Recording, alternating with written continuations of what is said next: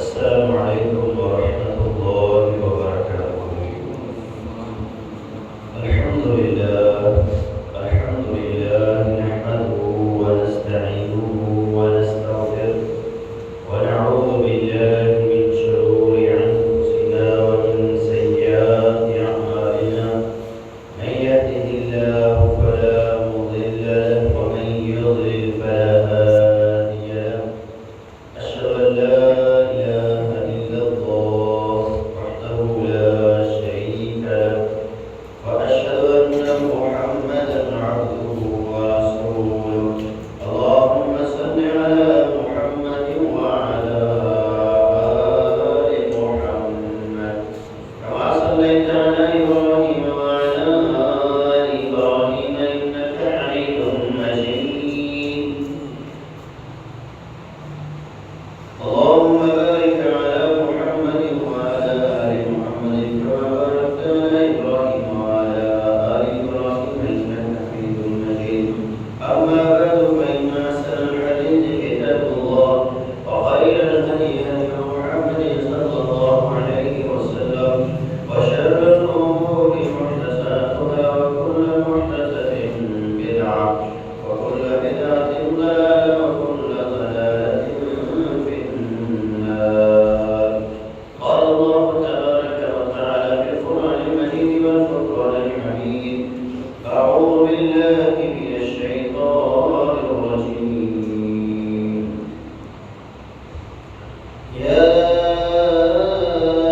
أيها الذين آمنوا اتقوا الله حق تقاته ولا تموتن إلا وأنتم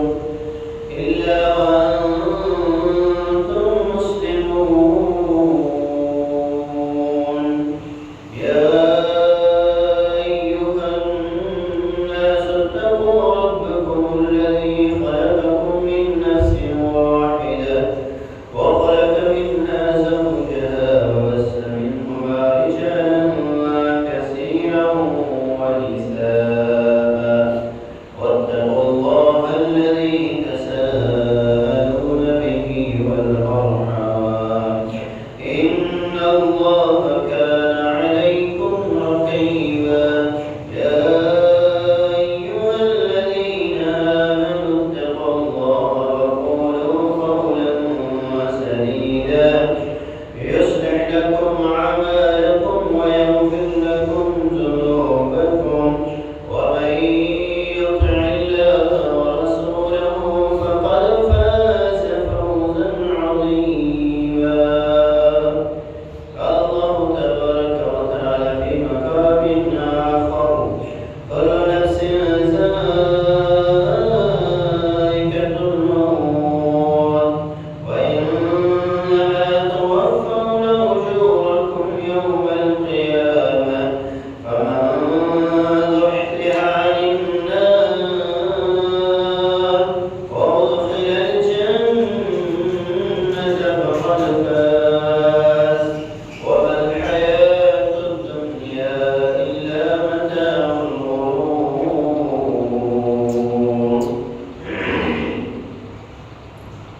وإذا حملت إلى القبور جنازة وإذا حملت جنازة إلى القبور فاعلم أنك بعدها محمولا.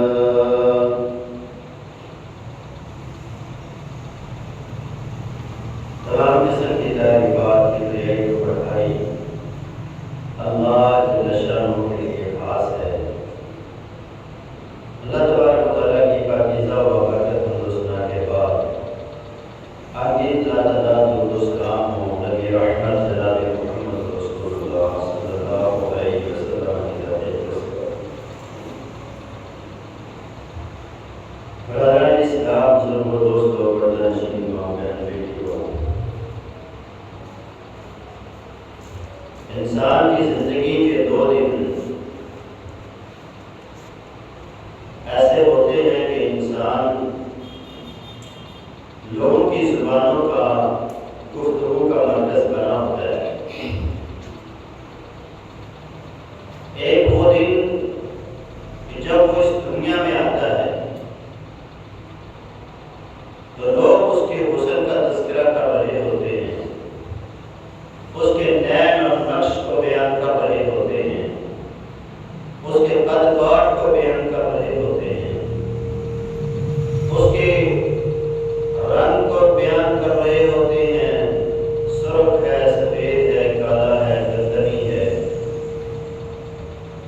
اور ایک وہ دن ہوتا ہے جب وہ اس دنیا سے جا رہا ہوتا ہے، اور اس دن اس کے چہرے کے ساتھ ساتھ، اس کی خوبصورتی کے ساتھ ساتھ اس کی سیرت کو بھی بیان کیا جا رہا ہوتا ہے۔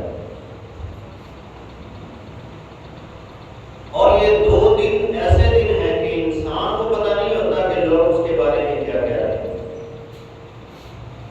جب دنیا میں آیا تھا تب بھی اسے معلوم نہیں تھا لوگ کیا کہہ رہے ہیں، اور جب دنیا سے جا رہا ہوتا ہے تو اس وقت بھی اسے نہیں پتا ہوتا کہ لوگ اس کے بارے میں کیا کہہ رہے ہیں۔ اور یہ آخری دن جو انسان کی زندگی کا ہوتا ہے، یہ بڑی اہمیت کا حامل دن ہے۔ یہ ایسا دن ہے کہ انسان کی جنت اور جہنم کا فیصلہ کر دیا جاتا ہے کہ یہ انسان جنتی ہے، یہ انسان جہنمی ہے۔ آپ سوچتے ہوں گے، آپ یہ خیال کر رہے ہوں گے کہ انسان کی پوری زندگی ایک طرف ہے، اور یہ زندگی کا آخری دن، دنیا کا آخری دن، اور اس کے بارے میں یہ ہے کہ اس کی جنت اور جہنم کا فیصلہ ہوگا۔ آپ نے غور کیا ہوگا 5 دن قبل جب اسی مسجد سے یہ صدا بلند ہوئی کہ اسی مسجد کے امام ڈاکٹر عبدالوہید صاحب انتقال کر گئے، ہم میں سے جس نے ان کے ساتھ زندگی گزاری، جو لمحات، جو وقت ہم نے ان کے ساتھ گزارا ہے، جو ان کے پیچھے نمازیں پڑھی، جو ان کا درس و تدریس ہم نے سنا، اور جن لوگوں نے ان سے قرآن شریف پڑھا، وہ تو آج ویسے روحانی طور پر یتیم ہو گئے، کیونکہ استاد جو ہوتا ہے وہ باپ کی جگہ پر ہوتا ہے، اور جب باپ اس دنیا سے چلا جاتا ہے تو انسان یتیم ہو جاتا ہے۔ تو روحانی طور پر جس بندے نے ڈاکٹر صاحب سے، قاری صاحب سے قرآن پڑھا تھا، وہ آج یتیم ہو چکے۔ اور جب یہ اعلان بلند ہوا کہ ڈاکٹر صاحب وفات پا گئے، تو فوراً ہمارے دل میں ایک دستک ہوئی۔ نمازی تھے، عالم تھے، باعمل تھے، ایسے تھے، ویسے تھے، ساری باتیں دل اور دماغ کے کرنے کے بعد زبان پہ آئی، اور زبان نے گواہی دے دی کہ ڈاکٹر صاحب نیک تھے، بد تھے، اچھے تھے، برے تھے، ہر چیز زبان پر آئی، اور فرشتوں نے کہا اللہ یہ تیرا بندہ ایسا ہی تھا۔ تو ہر بندے کی آنکھ اشک بار تھی جب ڈاکٹر صاحب کا جنازہ جا رہا تھا، جب قبر میں دفنایا تھا۔ دفنانے کے بعد میں نے کئی لوگوں کو دیکھا کہ جن کی آنکھوں سے آنسو بہہ رہے تھے۔ ظاہر ہے جس کے پیچھے نمازیں پڑھی ہوں، جس سے دین سیکھا ہو، اللہ دین کی محبت لوگوں کے دلوں میں ڈال دے۔ اللہ تبارک و تعالیٰ کے حضور یہ دعا ہے کہ اللہ ڈاکٹر صاحب کے بارے میں جو ہم جانتے ہیں، جو نہیں جانتے، اللہ جانتا ہے کیسے تھے۔ اللہ ان کی تمام اچھائیوں کو اپنی بارگاہ کے اندر قبول فرمائے، اور تمام لغزشوں سے، تمام غلطیوں سے صرف نظر فرمائے۔ اللہ کی رحمت جو ہے، اللہ کی رحمت ان کے گناہوں سے، ان کی لغزشوں سے، ان کی غلطیوں سے بہت بڑی۔ اللہ ڈاکٹر مغفرت فرمائے اور کروٹ کروٹ میں جنت الفردوس عطا فرمائے۔ یہ دن ایسا دن ہوتا ہے کہ انسان کی جنت اور جہنم کا فیصلہ کیا جاتا ہے۔ رسول اللہ صلی اللہ علیہ وسلم تشریف فرما تھے، ایک جنازہ گزرتا ہے۔ اللہ کے رسول صلی اللہ علیہ وسلم کے سامنے اس جانے والے کی تعریفیں کی، اس کی اچھائیوں کو بیان کیا۔ آپ نے فرمایا وجبت۔ پھر ایک اور جنازہ گزرتا ہے، لوگوں نے اس کی برائی پھیلائی، تو اللہ کے رسول نے فرمایا وجبت، اس بندے پر بھی وجب۔ صحابہ نے کہا اللہ کے رسول دونوں کے لیے کیا واجب ہو گیا؟ تو آپ نے فرمایا اثنیتم علیہ خیرا، جس کی تم نے اچھائی بیان کی اس کے لیے جنت واجب ہو گئی، اور جس کی تم نے برائی بیان کی اس کے لیے جہنم واجب ہو گئی۔ رسول اللہ صلی اللہ علیہ وسلم کی ایک اور حدیث ہے، آپ نے اس میں ارشاد فرمایا لا تسبوا الاموات فإنهم قد أفضوا إلى ما عملوا۔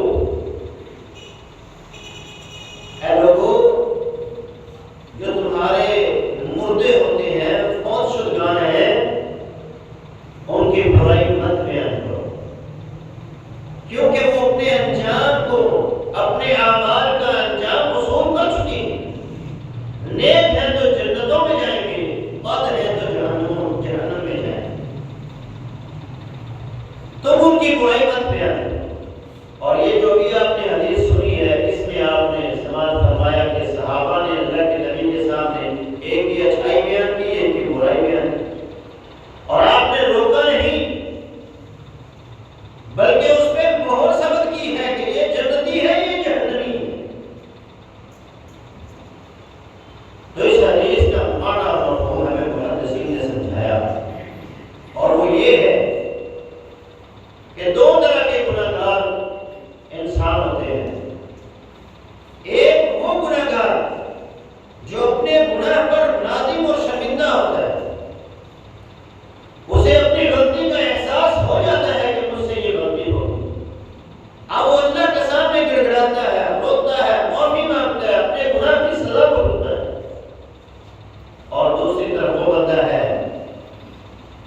جو اپنے گناہ پہ نادم نہیں ہوتا، شرمندہ نہیں ہوتا، بلکہ گناہ کر کے فخر کرتا ہے، جان بوجھ کر ایک کے بعد دوسرا گناہ کرتا ہے، ظلم کرتا ہے، انتہا کر دیتا ہے۔ پہلے قسم کے لوگوں کی برائی کو نہ اللہ کے رسول نے سنا ہے اور نہ ہی کسی کو کرنے کی اجازت دی۔ نبی علیہ السلام کے پاس ایک عورت آتی ہے، کامدیہ خاندان کی یہ عورت ہے، زنا کا ارتکاب کر رہے ہیں۔ رسول اللہ صلی اللہ علیہ وسلم کی پوری زندگی میں 2-3 کیس آئے ہیں زنا کے، جن پہ حد کھانی۔ آپ کے پاس یہ کیس آتا ہے، رسول اللہ صلی اللہ علیہ وسلم سے وہ عورت آگے کہتی ہے طہرنی یا رسول اللہ، اے اللہ کے رسول مجھے پاک کر دیجیے۔ آپ نے کہا کیا گناہ ہو گیا؟ کہا اللہ کے رسول شادی شدہ ہوں، زنا کا ارتکاب کر بیٹھی ہوں، اور اس کا نتیجہ یہ ہے کہ میں آج حاملہ ہوں۔ آپ نے فرمایا تیرے پیٹ میں پلنے والا بچہ اس کا کوئی قصور نہیں ہے، جب پیدا ہو پھر آنا۔ وہ عورت چلے گی، جب بچہ پیدا ہوا تو وہ عورت دوبارہ آئی، دوسرے یا تیسرے دن، تو اللہ کے رسول نے فرمایا اے عورت، ابھی اس بچے کو ماں کی ممتا کی ضرورت ہے، اس کو دودھ پلا، اس کو کھلا، جب یہ کھانے کے قابل ہو جائے، یہ کھانا کھانے لگ جائے تو پھر آنا، پھر تجھے پاک کیا جائے۔ وہ عورت دوبارہ پھر کہا بھائی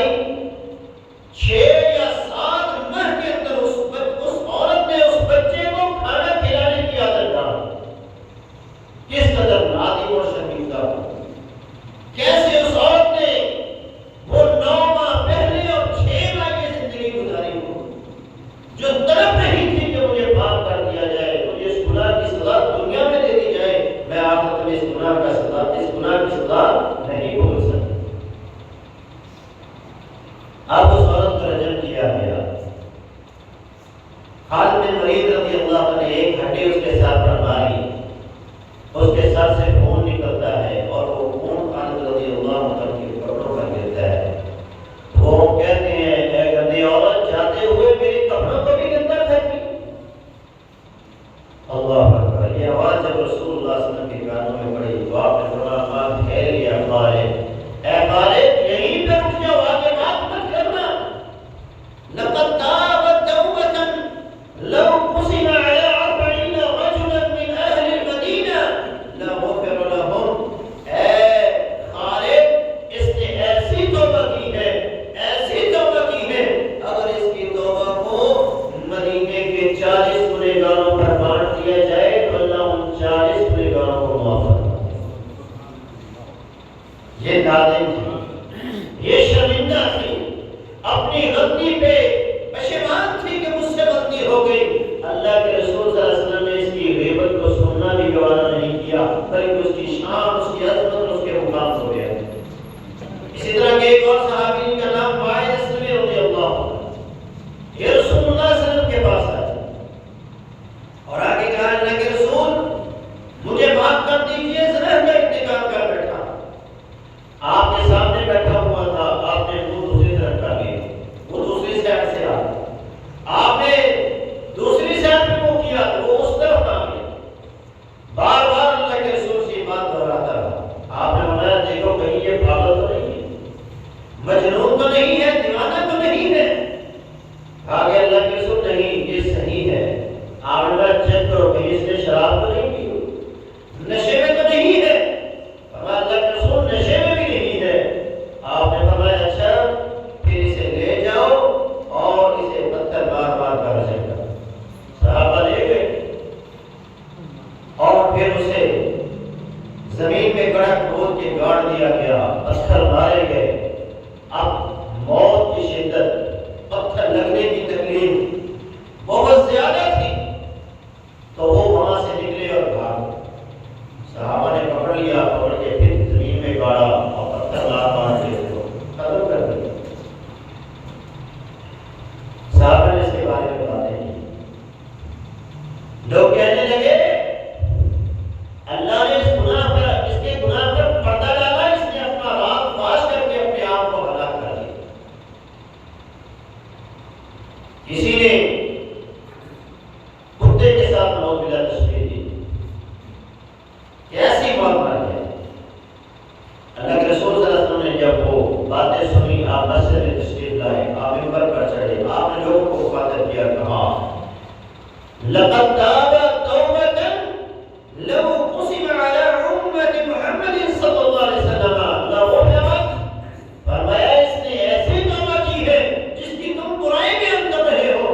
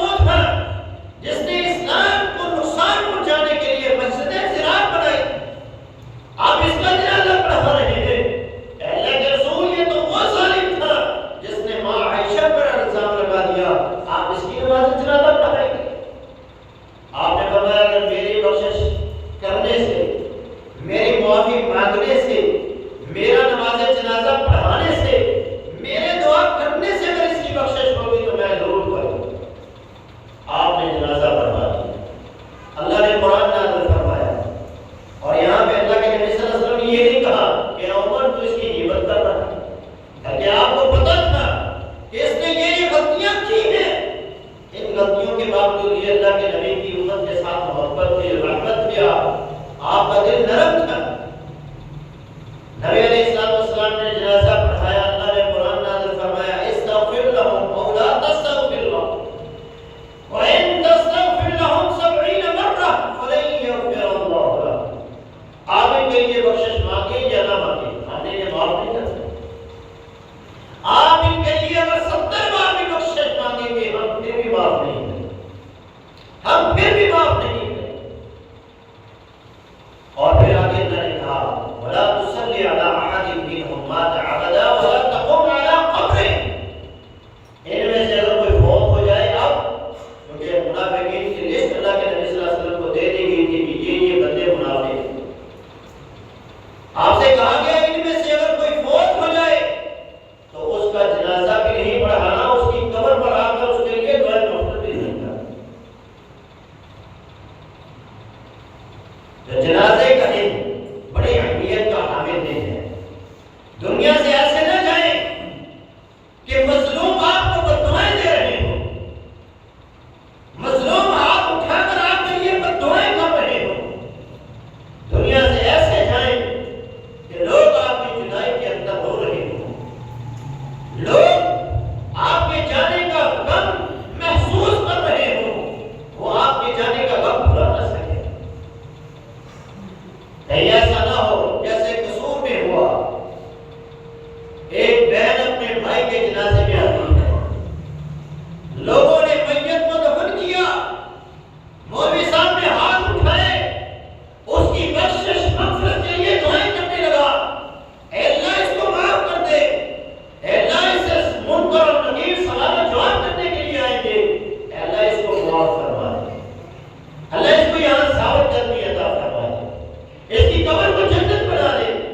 وہ بہن آواز لگاتی ہے اور کہتی ہے اے میرے رب، اے میرے مالک، جس طرح اس میرے بھائی نے مجھے میرے باپ کی وراثت سے محروم رکھا، اے اللہ تو اسے اپنی جنت سے محروم رکھ۔ میرے محبوب نے فرمایا تھا جب تمہاری زبان سے جنازے والے دن یہ کلمات نکلیں گے، فرشتے ان کلمات پر آمین کہیں گے۔ آپ کہیں گے اچھا تھا، اخلاق کا اچھا، نمازی تھا، دیندار تھا، اسلام پر چلنے والا تھا، لوگوں کے حقوق کا دفاع کرنے والا تھا، خیال رکھنے والا تھا، تو فرشتے بھی کہیں گے اللہ ایسا ہی۔ اور اگر دنیا میں حق مارتا رہا، رب کے حقوق بھی غصب کرتا رہا، بندوں کو بھی تکلیف دیتا رہا، تو پھر لوگ جب برے کلمات زبان سے نکالیں گے تو فرشتے کہیں گے اللہ ایسا ہی تھا، اللہ کے کیسے جہنم میں جاتا۔ جنازے کا دن بڑی اہمیت کا حامل دن ہے۔ رسول اللہ صلی اللہ علیہ وسلم تشریف فرما تھے،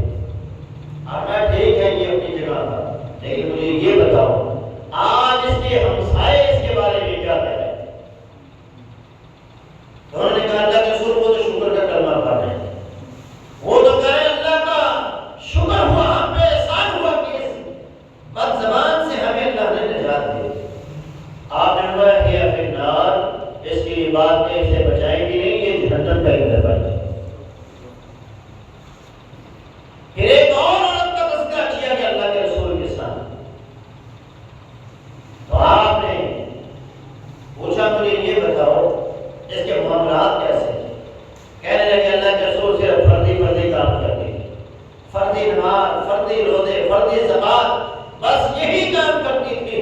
آپ ہمیں مجھے یہ بتاؤ آج اس کے ہمسائے اس کے بارے میں کیا کہہ رہے ہیں؟ تو انہوں نے کہا تھا کہ سر وہ تو آج اس کی جدائی میں رو رہے ہیں۔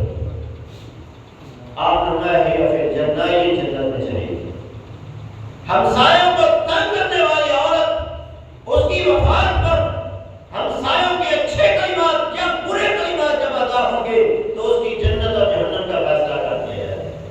اب یہ ہمارے اوپر ہے کہ ہم دنیا سے جائیں تو کیسے جائیں؟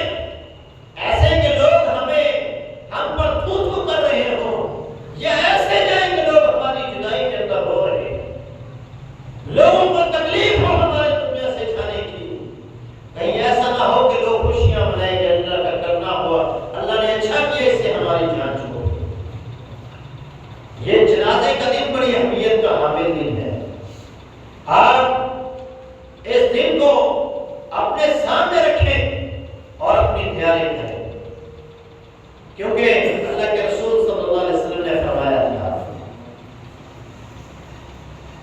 کہ عقل مند انسان وہ ہے جس نے موت اور موت کے بعد آنے والے وقت کی تیاری کر لی۔ جس طرح ہمیں یہ فکر ہوتی ہے کہ میں اپنے بچوں کے لیے کچھ بنا لوں، میں اپنے رہنے کے لیے گھر بنا لوں، آنے جانے کے لیے سفر کے لیے سواری بنا لوں، جس طرح یہ ہمیں فکر ہے اسی طرح ہمیں یہ فکر بھی ہونی چاہیے کہ جو جنت اللہ نے بنائی ہے اس جنت کو میں نے کیسے حاصل کرنا ہے۔ میں جب اس دنیا سے جاؤں تو کیسے جاؤں؟ میں دنیا سے جاؤں تو اس انداز میں کہ میرے چہرے پر مسکراہٹ ہو، میں اپنے رب کے دیدار کا، اپنے رب کی ملاقات کے لیے اپنا مشتاق ہوں اور خوشی خوشی اس دنیا سے جا رہا ہوں۔ یہ نہ ہو کہ موت کا فرشتہ سامنے آئے اور میں کہوں مجھے اب مہلت مل جائے میں مال خرچ کر لوں، مجھے اب مہلت مل جائے میں کوئی نیکی کے کام کر لوں، نیک بن جاؤں، متقی بن جاؤں، پرہیزگار انسان بن جاؤں، تو یاد رکھیے اس وقت کا پچھتاوا کسی کام کا نہیں۔ اس دن کی ابھی سے تیاری کریں، اور جب وہ دن جب آئے فرشتے سامنے کھڑے ہوں اور آپ خوشی خوشی لبیک فرشتے کی صدا پر کہتے ہوئے اپنے خالق حقیقی سے جاؤ۔ جنازے والے دن ایسا تو ہونا چاہیے، لوگوں سے ایسے تعلقات بنائیں، لوگوں کے ساتھ ایسی نیکیاں کریں کہ جنازے والے دن 100 بندے آپ کے حق میں گواہی دیں، 100 بندے آپ کے جنازے میں شریک ہو جائیں اور اگر کہیں اللہ یہ نیک تھا، متقی تھا، پرہیزگار تھا، اچھا انسان تھا، اللہ ہم اس کے اخلاق کی گواہی دیتے ہیں، اس کی دینداری کی گواہی دیتے ہیں، اللہ اس کو معاف فرمائے۔ اللہ کے نبی نے فرمایا اللہ اس 100 کی گواہی کو قبول کر کے اسے معاف فرما دے۔ ایک اور حدیث میں آپ نے فرمایا جب کوئی مسلمان دنیا سے جاتا ہے تو اس کے جنازے پر 40 ایسے لوگ آ جائیں لا یشرکون باللہ شیئا، جو اللہ کے ساتھ شرک کرنے والے نہ ہوں، وہ موحد 40 آ کر یہ کہیں اللہ یہ نیک تھا، متقی تھا، پرہیزگار تھا، موحد تھا، متبع سنت تھا، اللہ جہاں تک ہم جانتے ہیں یہ نیک تھا، ہم اس کے اخلاق کی، اس کی سیرت کی گواہی دیتے ہیں، تو اللہ تعالی کو مالک کہتا ہے میں نے تم 40 کی گواہیوں کو قبول کر کے اسے معاف فرما دیا۔ اور ایک حدیث میں آتا ہے کہ 3 صفیں مسلمانوں کی جس پر نماز جنازہ ادا کر دیں اللہ اس بندے کی بخشش فرما دیتے ہیں۔ ایک حدیث میں اللہ کے رسول نے فرمایا ایما مسلم، کوئی بھی مسلمان جب اس دنیا سے جاتا ہے فیقوم علی جنازتہ 40 رجلا، 40 ہم نے کہا ہم اللہ کے رسول کے پاس تشریف فرما تھے، اللہ کے رسول نے ہم سے کہا کوئی بھی مسلمان جب دنیا سے جائے تو اس کے لیے 4 مسلمان گواہی دے دے، اتنا تو کریں کم از کم کہ 4 لوگ آپ کے حق میں گواہی دے، 4 بندے آپ کے لیے گواہی دے دیں، تو اللہ کے رسول نے فرمایا ان 4 کی گواہی کو اللہ قبول کر کے جنت کا داخلہ عطا فرما دیتا ہے۔ تو صحابہ کہتے ہیں ہم نے کہا سراست، اللہ کے رسول اگر 3 بندے ہوں 4 نہ ہو 3، اور ہم اگر 3 بھی کریں تو پھر بھی اللہ اس کی بخشش فرما فرما دے گا۔ صحابہ نے کہا اللہ کے رسول ہمیں بتلائیے کہ 2 بندے اگر اس کی بخشش مغفرت کی دعا کریں تو کیا پھر بھی اس کی معافی ہو جائے گی؟ تو آپ نے فرمایا ہاں 2 بندے بھی اس کے حق میں گواہی دے دیں کہ اللہ نیک تھا تو اللہ ان 2 کی گواہیوں کو قبول کر کے اسے معاف فرما لے گا۔ صحابہ کہتے ہیں ہم نے ایک کے بارے میں نہیں پوچھا، ایک کے بارے میں بھی پوچھتے تو آپ کہتے ہیں ہاں ایک بھی ہوتا تو وہ بھی اس کی بخشش کی دعا کرتا تو ہم اسے معاف فرما دیں۔ اور ایک حدیث میں اللہ کے رسول صلی اللہ علیہ وسلم نے فرمایا جب کسی مسلمان کی نماز جنازہ ادا کی جاتی ہے لوگ آ کے اس کے ایمان کی، اس کی سیرت کی، اس کے کردار کی گواہی دیتے ہیں کہ اچھا تھا۔ اللہ کے رسول فرماتے ہیں 2 بندے بھی اگر آ کر کہیں کہ یہ ایسا تھا تو اللہ فرماتا ہے اے میرے بندو جو تم اس کے بارے میں جانتے ہو میں نے وہ بھی معاف کر دیا اور جو تم اس کے بارے میں نہیں جانتے میں نے وہ بھی معاف کر دیا۔ تو ایسی سیرت بنائیں، ایسا کردار بنائیں، دنیا میں ایسی زندگی گزاریں کہ کم از کم 2 3 4 بندے تو ہمارے جنازے میں شریک ہوں اور وہ دل سے یہ دعا کریں کہ اللہ اس کو معاف کر دے، یہ یقیناً اچھا انسان تھا۔ ایسی ضرور زندگی بنائیں اور ایسا لوگوں کے ساتھ رویہ اختیار کریں۔ رسول اللہ صلی اللہ علیہ وسلم نے چند ایسے ہمیں طریقے بتائے ہیں کہ جن سے جنازے کے دن انسان کو عزت مل سکتی ہے۔ جنازہ اٹھے تو شان و شوکت سے اٹھنا چاہیے، ایسے اٹھے کہ لوگ اش کر اٹھیں کہ یہ کس کا جنازہ جا رہا ہے۔ نبی علیہ السلام اپنے ایک صحابی جن کا نام سیدنا سعد رضی اللہ عنہ ان کے پاس آئے۔ سیدنا سعد ایک جنگ کے اندر زخمی ہو گئے تو اللہ کے نبی صلی اللہ علیہ وسلم نے ان کی تیمارداری کے لیے ان کا خیمہ مسجد میں لگا دیا۔ لوگ آتے جاتے ان کی تیمارداری کرتے، ان کا حال احوال دریافت کرتے۔ اللہ کا کرنا ایسا ہوا کہ ایک رات خون جو ان کی جان سے بہہ رہا تھا وہ نہ رکا اور اس وجہ سے وہ شہید ہو گئے۔ اللہ کے رسول صلی اللہ علیہ وسلم آپ ان کے جنازے کے پاس آئے، ان کی میت کے پاس آئے۔ آپ نے فرمایا انکا لخیر سیدنا، ایسا تم ہمارے سرداروں میں سے سب سے بہترین سردار، سب سے اچھا انسان تھا، سب سے اچھا سردار تھا۔ تو آپ تو نے جو اللہ اور اس کے رسول سے وفا کی ہے آپ اس کو قوم کا بدلہ دیکھنا، میرا رب تیرے ساتھ کیسا سلوک کرتا ہے۔ غسل دیا گیا، میت کو اٹھایا گیا۔ صحابہ کہتے ہیں سعد رضی اللہ عنہ بہت وزنی تھے، بھارے تھے، موٹے تھے، لیکن جب جنازہ اٹھایا گیا تو جنازہ ایسے تھا جیسے ہمیں محسوس نہیں ہو رہا تھا کہ ہم نے جنازہ اٹھایا ہوا۔ نبی اسلام کو دیکھا گیا، آپ جنازے کی سائیڈوں پر اپنے پنجوں پر چل رہے ہیں، پورا پاؤں زمین پر نہیں لگا رہے۔ آپ نے کہا اللہ کے رسول کیا وجہ ہے؟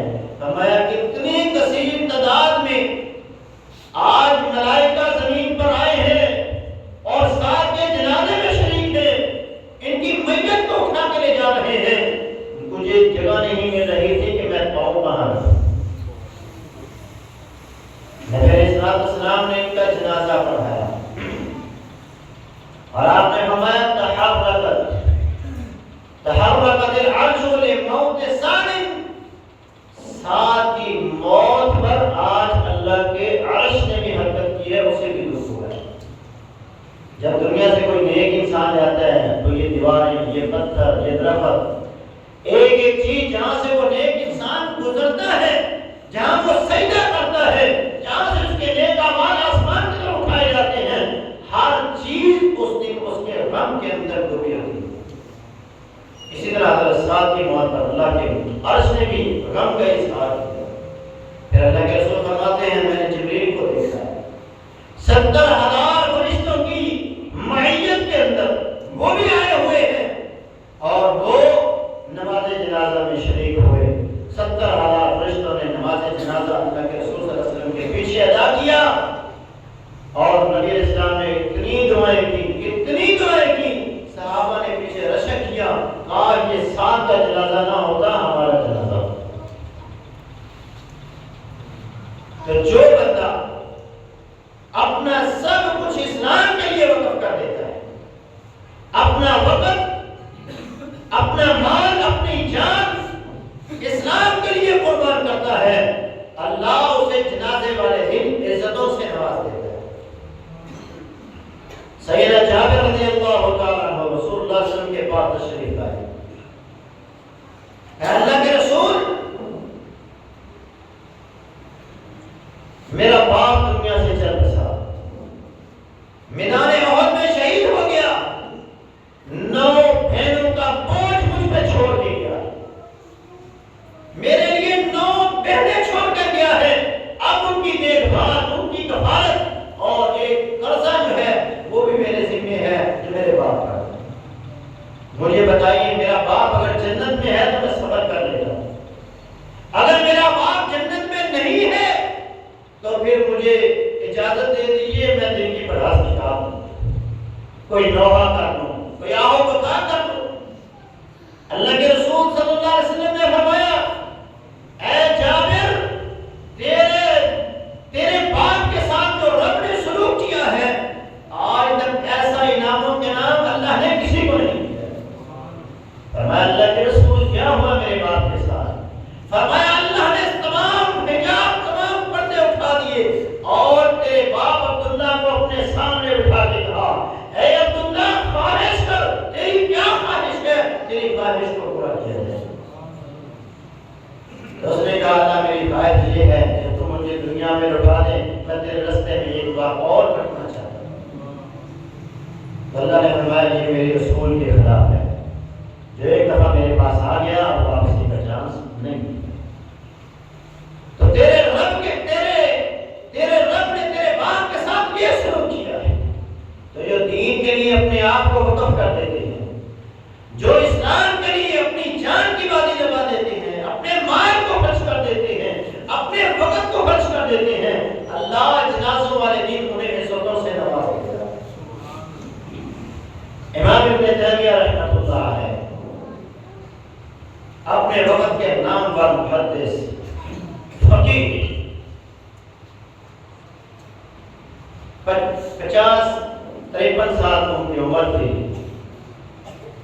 اور انہیں جیل میں ڈال دیا، اور جیل بھی ایسی تھی جس طرح ایجنسیاں خفیہ مقامات اپنی رکھتی ہیں ہر ملک کی، اس وقت جو حکومت تھی ان کی جو خفیہ مقامات تھے وہاں انہیں شفٹ کیا۔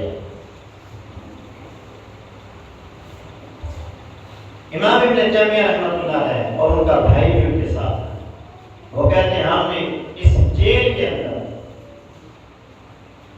80 بار قرآن ایک دوسرے کو سنایا، میں نے 80 بار ابن تیمیہ کو سنایا اور 80 بار انہوں نے مجھے سنایا۔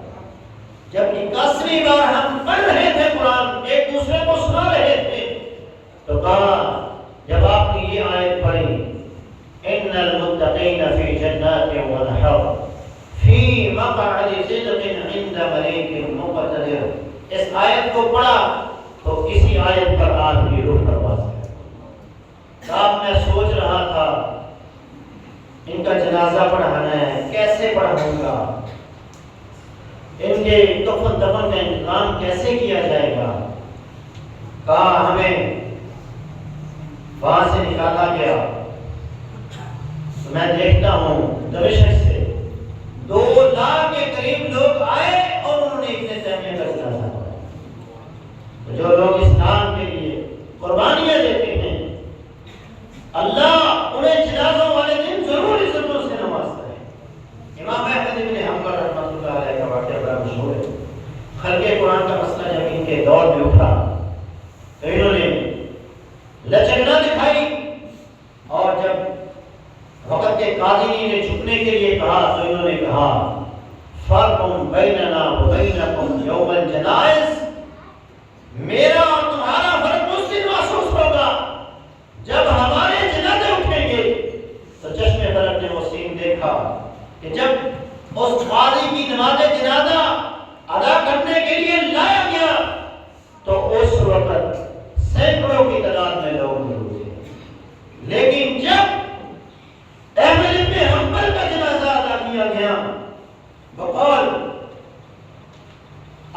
مرزا مصری رحمت اللہ علیہ کے 8 لاکھ مسلمانوں نے نماز جنازہ ادا کی. عبد الرشید عراقی رحمت اللہ علیہ کے اور 8 لاکھ مسلمانوں نے نماز جنازہ ادا کی اور ان کے نماز جنازہ کو دیکھ کر 18,000 عیسائی مسلمان ہو. جو بندہ اسلام کے لیے دین کے لیے قربانی دیتا ہے اللہ اس کی قربانی کو ضائع نہیں کرتا. اللہ اسے دنیا میں بھی عزت دیتا ہے, جب دنیا سے جاتا ہے پھر بھی عزت دیتا ہے, اور جب کل قیامت کے دن رب کے سامنے جائے گا پھر بھی اللہ عزتوں سے نوازے گا. نبی علیہ الصلوۃ والسلام نے ایک اور طریقہ بتایا ہے کہ جس سے ہم جنازے والے دن عزت حاصل کر سکتے ہیں, اور وہ ہے مسجد سے محبت کرنا. جو بندہ اللہ کے گھر سے محبت کرتا ہے, نماز کی صورت میں, صفائی کی صورت میں, دین کی صورت میں, کسی حوالے سے بھی وہ مسجد سے محبت کرتا ہے, میرے محبوب نے اسے جنازے والے دن کی عزتوں سے نوازا. آپ کے دور میں ایک مسجد میں فاطمہ رہتی تھی, وہ فوت ہو گئی تو صحابہ نے راتوں رات اس کے کفن دفن کا بندوبست کیا اور اسے دفنا دیا. نبی اسلام کو جب صبح علم ہوا کہ وہ عورت رات کو فوت ہو گئی, آپ نے فرمایا تم نے مجھے اس کے بارے میں بتلایا کیوں نہیں؟ دلونی علی قبرہا, مجھے آپ اس کی قبر پر لے کر جاؤ. نبی اسلام اس کی قبر پر گئے. آپ صحابہ کہتے ہیں ہماری ایسے سمے بنوائی جس طرح نماز کے لیے سمے بنائی جاتی ہیں, کہ آپ نے وہاں دعائیں کی, اللہ اس فاطمہ کو, اس مسجد سے محبت کرنے والی عورت کو معاف فرما. جنازے والے دن عزت چاہتے ہیں تو خدمت خلق کیجیے. اللہ کے دین 2 چیزوں کا نام ہے, حقوق اللہ کا اور حقوق العباد کا. دونوں کا خیال رکھیں, اللہ کے حق بھی ادا کریں, اس کے بندوں کے حق بھی ادا کریں. حقوق العباد, لوگوں کے ساتھ حسن سلوک, لوگوں کی خدمت, لوگوں کی ضروریات کا خیال رکھیں, انہیں پورا کریں. محلے میں کوئی یتیم ہے تو اس کے ساتھ میں دست شفقت رکھیں, ان کے معاملات کا, ان کی ضرورتوں کا خیال رکھیں. کوئی بیوہ ہے اس کا خیال رکھیں, اور کوئی ضرورت مند ہے, محتاج ہے, مسکین ہے, اس کے ساتھ حسن سلوک کریں. کوئی بھی ضرورت مند ہے اس کی ضرورت کو پورا کریں. اس کے لیے بھی جنازے والے دن اللہ نے عزتوں کا وعدہ کیا ہے. ابو دحدہ رضی اللہ تعالیٰ عنہ رسول اللہ صلی اللہ علیہ وسلم کے پاس تشریف فرما کے ایک آدمی آتا ہے اور آ کر کہتا ہے اللہ کے رسول, میرے لیے یتیم بچے ہیں اور ہمارے ہمسائے کے گھر میں ایک کھجور ہے جو ہمارے گھر کی طرف لٹکی ہوئی ہے. وہ کھجوریں جب ہمارے گھر میں گرتی ہیں تو یہ یتیم بچے ان کھجوروں کو کھاتے ہیں, اور وہ بندہ آ کر ان یتیم بچوں کے منہوں سے وہ کھجوریں نکال لیتا ہے. آپ اس کو سمجھائیں ایسا نہ کریں, آپ اس کو کہیں کہ وہ ان کے ساتھ محبت کرے. اللہ کے رسول صلی اللہ علیہ وسلم نے اس بندے کو بلایا اور اسے کہا کہ یتیموں کو یہ کھجور وقف کر دو, میں تجھے جنت میں اس کے بدلے میں کھجور کا وعدہ کرتا ہوں. اس نے کہا جی نہیں. آپ نے کہا بیچ دو. اس نے کہا بیچنے بھی نہیں. کس قدر بلیغ انسان ہے. جنت کی کھجور کے بدلے دنیا کی کھجور اس نے حاصل نہیں کی. دنیا کی کھجور دے کر جنت کی کھجور کو اس نے حاصل نہیں کیا. نبی علیہ السلام نے اس کو کہا, لیکن اس نے درخواست رد کر دی, چلا گیا. نبی علیہ السلام کے پاس ابو درداء بھی تھے. آپ نے کہا اے اللہ کے رسول, یہ سودا سے اس کے لیے یا ہر ایک کے لیے؟ آپ نے جو بھی وہ کھجور خرید کر دے گا اس کے لیے جنت میں کھجور کا وعدہ ہے. وہ اٹھے, اس بندے کے پیچھے گئے اور اس نے کہا میرا باغ مدینے کا مشہور و معروف باغ ہے اور اس کو بہترین پھل لگتا ہے, اچھی قسم کی کھجور ہے. اس کھجور, اس باغ سے 10 کھجوریں جو 13 دن کرتا ہے وہ لے, اور بدلے میں مجھے وہ کھجور دے دے. اس نے کہا نہیں. کہا 100 کھجوریں لے لے. اس نے کہا نہیں. اس نے کہا 200, 300, 400, 500, 600 کھجوروں کا باغ وہ ایک کھجور کے بدلے میں دے کر اللہ کے رسول کے پاس آیا اور کہا اللہ کے رسول سودا ہو گیا ہے. میں نے 600 کھجوروں کا باغ اسے دے دیا ہے اور وہ کھجور لے کر ان بچوں کو دے دی ہے. آپ نے فرمایا اے ابو درداء, تیرے لیے کی میت پڑی تھی، میت پڑی تھی، اللہ کے رسول صلی اللہ علیہ وسلم پاس آئے اور آپ نے فرمایا قام من عشق دواہ لأبی دہداء فی الجنہ، میں اپنی آنکھوں سے دیکھ رہا ہوں جنت میں کتنی ہی کھجوروں کے خوشے ہیں جو لٹک رہے ہیں ابو درداء کے انتظار میں۔ تو اللہ کے بندوں کے ساتھ محبت کریں، دین سے محبت کریں، دین کے لیے قربانی دینے کی باری آئے، مال خرچ کرنے کی باری آئے تو مال خرچ کریں، وقت دینے کی باری آئے تو وقت دیں، اور جان دینے کی باری آئے تو جان دینے کے لیے تیار ہیں۔ اللہ ہمیں عزت والی دنیا کے اندر بھی زندگی گزارنے کی توفیق عطا فرمائے، اور جب موت ہے تو وہ بھی عزتوں کے ساتھ، جنازے اٹھیں تو وہ بھی عزتوں کے ساتھ، اللہ قبر میں جائے تو قبر بھی ہمارے لیے عزتوں والی بنائے، اور معاشر کے دن بھی اللہ ذلت اور رسوائی سے محفوظ فرما کر عزتوں کا حقدار بنائے۔ اقول قولی ھذا